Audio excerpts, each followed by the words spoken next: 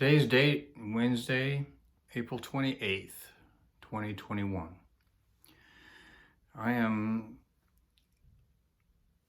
recording this for my own purposes, and because of my obvious interaction with the outside world, and yet the outside world doesn't interact with me. I am 70 years old, and I'm not looking for any counseling or therapy. What I have looked at, they all want to be able to help. I don't think there is any potential for helping me at this stage of my life, and I don't know what could be done that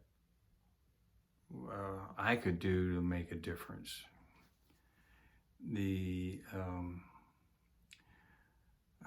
I've retired from age. When I turned 66, I was able to retire, and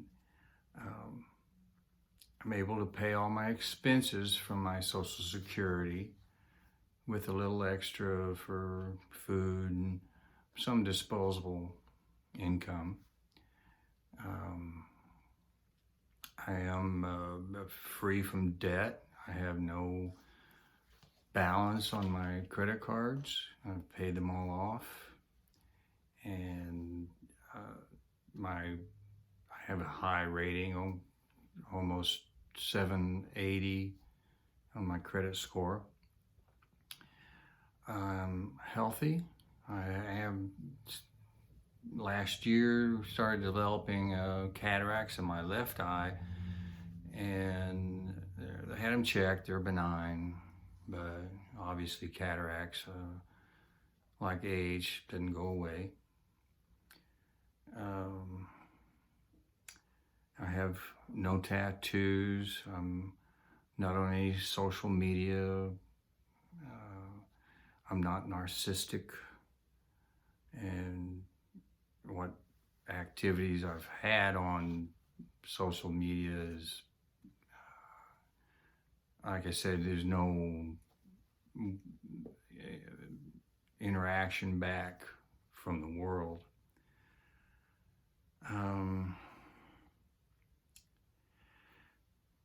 Basically, I'm from a very efficient, dysfunctional family. I am the middle child. I have a 2-year-old sister that is 2 years older than I am, a half brother that's 8 years younger than I am, and most anybody with that scenario may understand the middle child syndrome. So without any support or backing or anything at all from my family, I've been able to do what I have on my own. I've been married. First marriage was 18 years. I had 3 children, and as they say, dysfunctional families beget dysfunctional families. So even my children are dysfunctional. It doesn't help having their mother as an enabler. So that left me without children, basically. When I have been in touch with them, there has been no reciprocation of my contacting them, and so I'm without that. My second marriage was 13 years, and my third marriage was 10 years, in all of which all 3 of them had quit on me, cheated and gone off with somebody else that, whatever it was, their reasoning, I don't know. I've yet to figure out why.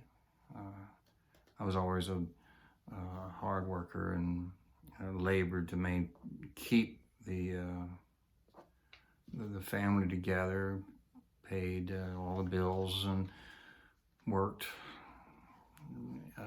pretty much all my life. I talk about my schooling. And before that, my mother told me I was about 4 or 5 years old when I was hit by a car. I went to cross the street in Reno in Midwest City and looked one way twice and the other way 3 times. And when I looked the other way, a car had come out and pulled onto the highway. I took a step and black, just nothingness. I regained consciousness for a few seconds in the back of our family car with my mom and stepdad in the front seat. And I, like I said, just a few seconds, went back out. Came to regain consciousness again in the clinic,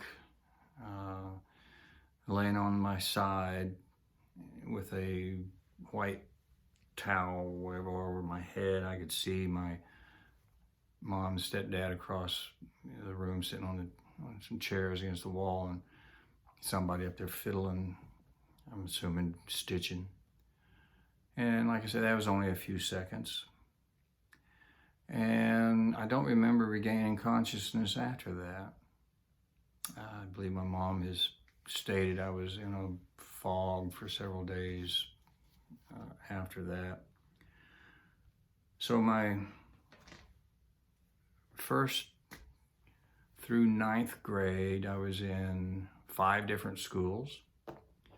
My 10th, 11th, and 12th grade, I was in 7 different schools. It's mainly because she had, well, let me back up. I started off in Del City High School in my 10th grade. My mom had issues with my stepdad, and moved us to California and to Santa Monica, where my sister was. He came out and talked her back. We moved back, and I ended up going to Putman City High School, and then she sent me to my uncle's, which was in Tulsa. That's where I finished my 10th grade. That summer after the 10th grade, I found out that up to that point, I had been living under an alias.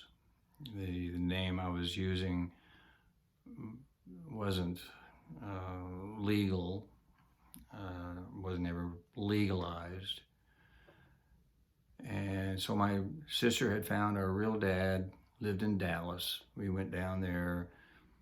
I ended up staying down there for a while, a few months, and with them, and eventually moved out from there, but I did finish the 11th grade there in Dallas, and came back up to Oklahoma City, went my first half, my senior year in Choctaw. My second half of my senior year was in Del City High School. Now, Del City High School was where I started my 10th grade. When I went back for my 12th grade, it was under a different name even. 3 weeks after I graduated, my mom moved us to St. Petersburg, Florida. That's where my sister was. I should say 3 weeks after I graduated, I was in St. Petersburg and joined the Air Force. Spent 6.5 years in the Air Force. Became a flight control landing gear specialist on B-52 and KC-135Q. Also was a B-52 egress certified technician. And I had a security clearance that I'm the one they sent to the alert pad to work on a B-52 cocked and loaded with nuclear tactical weapons, and have, to this day, I've never done anything to jeopardize that clearance, but never had need to use it anyway. Got out of the service in 1975, went back down to Florida, had a job for delivering institutional goods in Clearwater, and then got a cigarette route for servicing cigarette machines for Hava-Tampa. I also worked for a RV repair, Gulf Star boat building. I installed the head, the galley, and the bilges. And worked for U.S. Homes, a new home builder, high-end. I was the warranty service representative because they warrantied the home for a year after they had been purchased. And then I moved to Fayetteville, Arkansas, and became a bus driver, short term. And then got hired on, it was Cottage Club Dairy at the time, but they got bought by Highland Dairy. I ended up being there 17 years. I was a pasteurizer. Moved back to Oklahoma City. Worked a very short time at a red carpet car wash. And then went and got a job as a server for Macaroni Grill. Moved on from that to Denny's as a server, and then became a manager for Denny's. In 1999, I went to the Omniplex, got the job there as a museum exhibit technician. Did that for the first 8 years. The next 9 years, I was shipping, receiving, purchasing, and accounts payable. 3 months before I turned 66, I was fired for hanging up on an employee.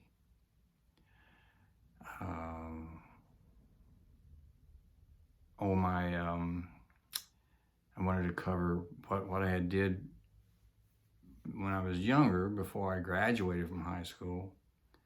I had gone around the neighborhood soliciting mowing yards, $1.25 to mow the front and backyard, $1.75 to trim, which was with a spring-loaded trim and shears. I hoed cotton. I have flipped burgers. I've dug out foundation ditches. I was a stock boy for 5 and 10, and I was a roofer,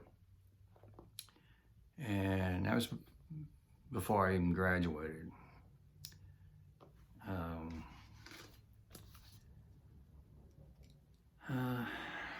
Some of the examples of how the world doesn't interact with me. At the Omniplex, for instance, which was eventually became Science Museum, Oklahoma, I knew a fellow that I had known him for 16 years. I'd been to their home and partied, and they'd been here and partied. And after I had gotten fired, he called me 5 months later, wanted me to do him a favor. And I said no. And haven't heard from him since. It's been retired for 4 years. And that's the kind of interaction the world has given me. I've tried in the past 2 years, I've been very interested in doing the audit and the cop watch first year and a half, I was preparing, trying to gather some of the things I wanted to have to be able to do that. And then I'd go to get up off the couch to go and do it, and then realize there isn't anyone. If anything were to happen to me, if I was thrown in jail, for instance, the only person I'd have to call is a bail bondsman in a Uber. If I was, even now, if I'm injured or anything happens to me physically, the only people I have to call would be an ambulance, and the only ones that would know about it would be the doctor. I was divorced from my third wife in October of 2019, and right after that was the pandemic in early 2020, and I self-quarantined pretty much even before that. I was self-quarantined before the need, but have been since. I have reached out to some of the well-known auditors. I have met a handful of them, and even opened my home for them to be able to use a spare room if they were in town and needed a place, or if they were in town and needed somebody to back them up. And that's about as usual responses I've gotten is nothing. And I know a lot of it is from my emotional detachment from not being in any one place for any length of time growing up, and even in the military, you spend a few weeks here, a couple of months there, a few weeks here, a few months there, and that wasn't conducive to establishing long-term relationships. So that probably had something to do with whatever relationships that I have had. I don't think that I've never cheated on any of my wives. I've never done anything but try to promote the marriage for both our betterment.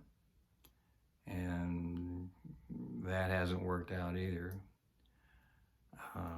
I am lucky in that, because when I did turn 66 and I was eligible for Social Security, I'm able to, at this point, I can pay my living expenses, mortgage, utilities. I have a 15-year-old car, don't owe anything on that. And then still have some left over for food and discretionary income. But if anything were to happen, it's just nobody. My phone contacts in my phone are a couple of those auditors that I've been in touch with, and like I say, I've not heard back from them for at least for weeks. And and then I've got my mother, which is 91, and she's probably not gonna last much longer. Obviously I just don't have any relationship with her either. So that's it. This is my contacts. I don't know. I've considered reaching out to look for help, but like I said, there isn't anything that I don't think anybody can do, and all they are to help. Counseling, therapy, not something that I'm looking for as far as trying to determine what's wrong with me. I've been through therapy during my first marriage, and that went for 3 months. I went back home after the separation, and everybody says, you went all that time to therapy, how come it didn't do any good? It just, they weren't satisfied that my being a jackass with a paycheck just wasn't good enough. And when I regained my individuality from the therapy, they couldn't conceive of the concept of take care of yourself first, and they just couldn't understand what that meant.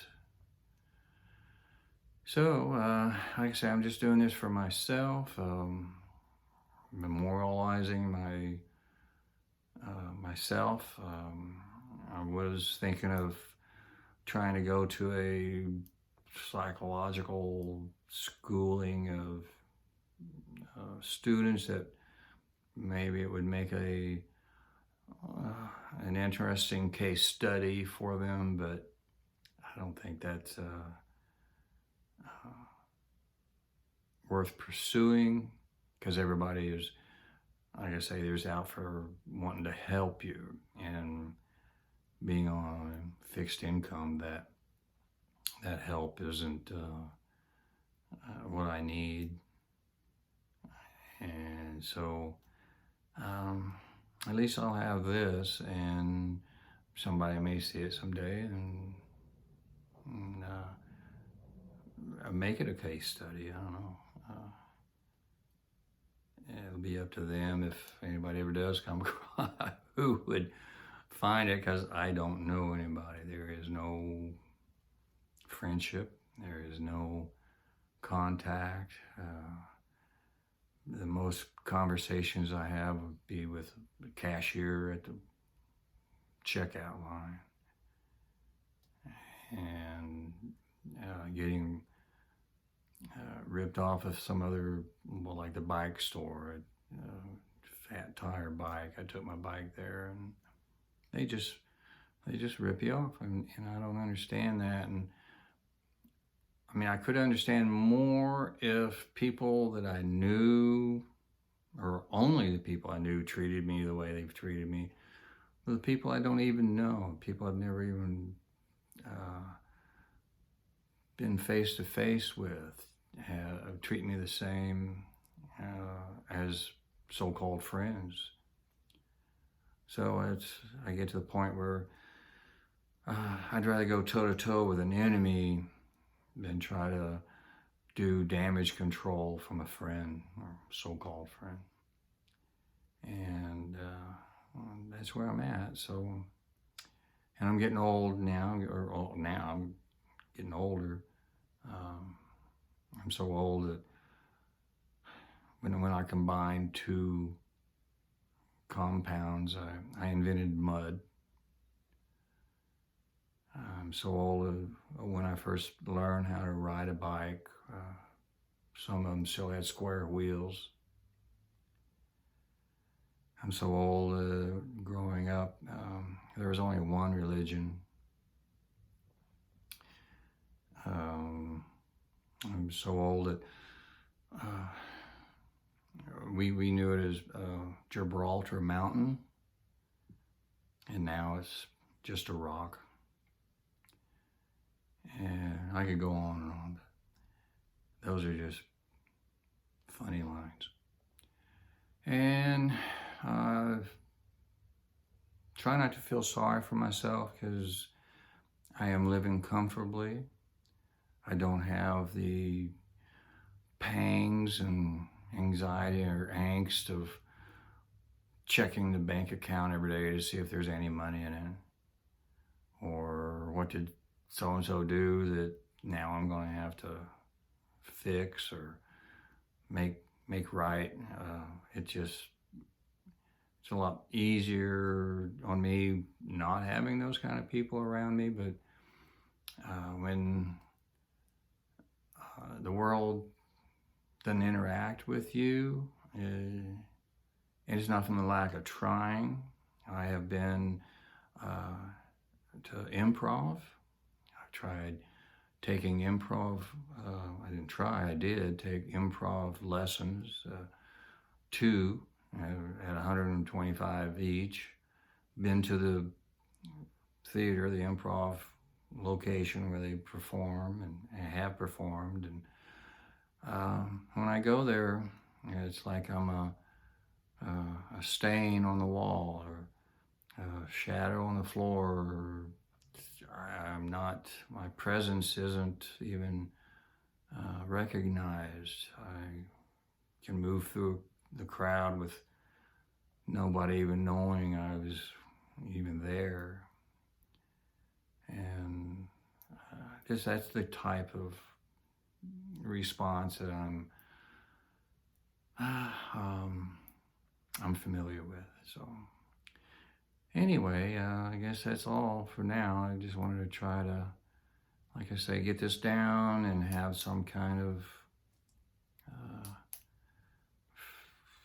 relief, because it concerns me that if anything did happen to me, wouldn't nobody even know where I am or where my head's at or what's going on. So this is for my benefit, and just to get it off my chest and be clear of it and move on. So I did get my second dose of the COVID vaccine. I did expect late last year, 2020, that I wouldn't even survive to see 70 because of the pandemic. And of course, that was a prediction that it made me give up on predicting. So I'm not going to predict. If something happens tomorrow, I've got this, and it'll be out there. If probably no one will ever see it unless I post it on my YouTube channel, and I haven't decided if I'm going to do that. But and so that's all I can think of.